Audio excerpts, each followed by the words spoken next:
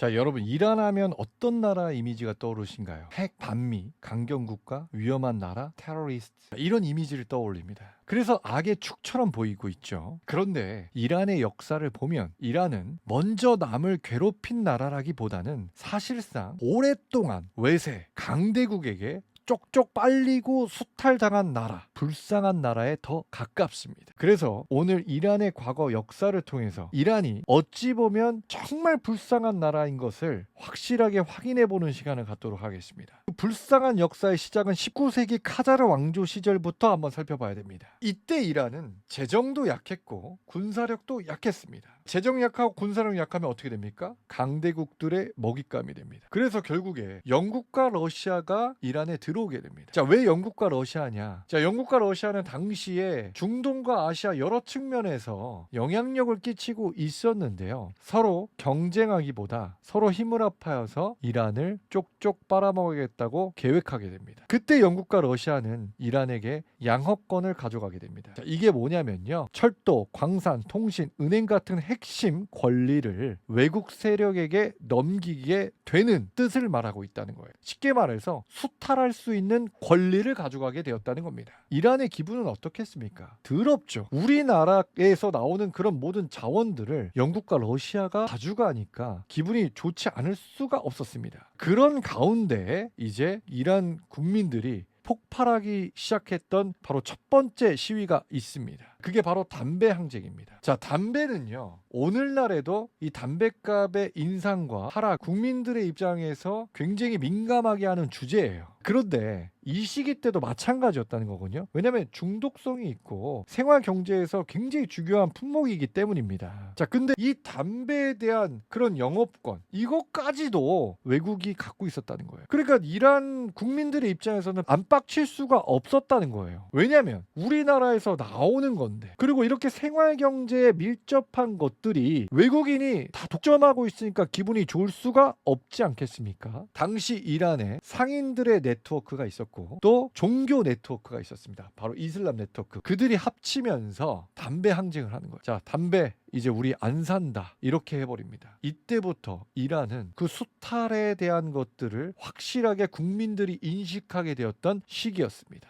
자, 이렇게 불만이 가득한 가운데에서 또 한 번의 크나큰 수탈이 시작됐는데요. 자, 바로 석유입니다. 자, 이때 석유는 어떤 거였냐? 아시다시피 석유는요, 지금도 중요한 전략적 자산입니다. 그때는 어떻겠습니까? 그때는 히토류가 없었으니까 석유가 1의 전략적 자산이었다는 겁니다. 자, 그런데 이란에서 석유가 발견되게 되는데 이 석유의 양허권도 영국인들이 가져가게 됩니다. 지금 우리 생각해 보세요. 사우디아라비아 엄청난 부자 국가죠. 뭐 때문입니까? 석유 때문입니다. 근데 석유가 이란의 매장량이 거의 전 세계 탑급이에요. 그런데 이란 지금 되게 힘들게 살잖아요. 그때도 힘들었습니다. 왜냐? 이 석유에 대한 양허권도 거의 영국이 가져갔었기 때문이라는 것이죠. 그래서 영국에게 굉장히 많이 수탈을 굉장히 당하게 된다는 겁니다. 수십 년 동안. 얼마나 열받겠습니까? 사람들 이란 사람이죠. 그 땅도 이란이죠. 그 석유도 이란 건데 제주는 고미볼이고 모든 그런 돈은 약장수 영국이 가져가는 구조이기 때문에 이란의 입장에서는 굉장히 빡칠래 안 빡칠 수가 없었다는 겁니다. 거기서부터 형성되는 게 뭐예요? 우리가 강했다고 한다면 안 빼앗겼을 텐데 우리가 약하니까 이렇게 모든 것들을 빼앗기는구나.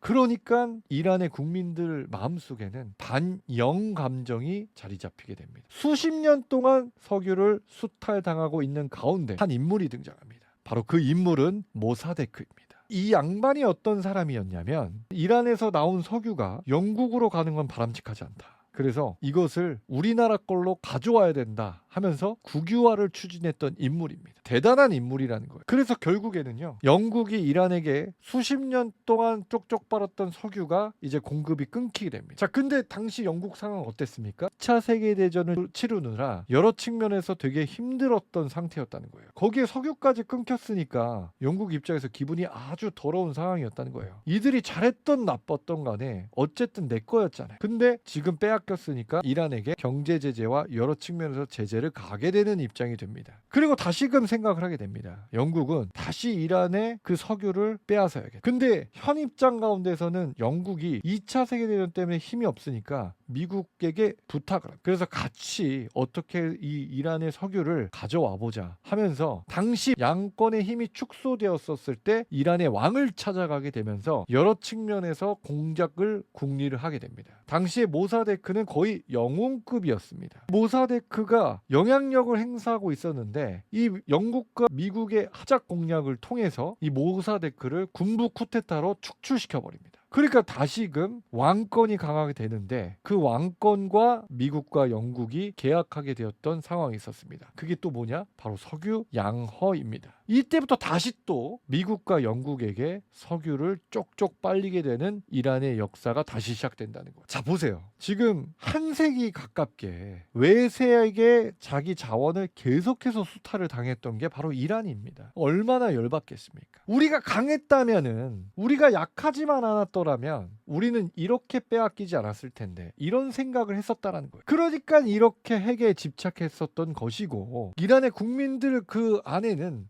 반미와 외세에 대한 안 좋은 감정이 자리 잡힐 수밖에 없었다는 거예요. 어떻게 보면 굉장히 불쌍하고 불쌍한 나라가 아닐 수가 없다라는 거죠.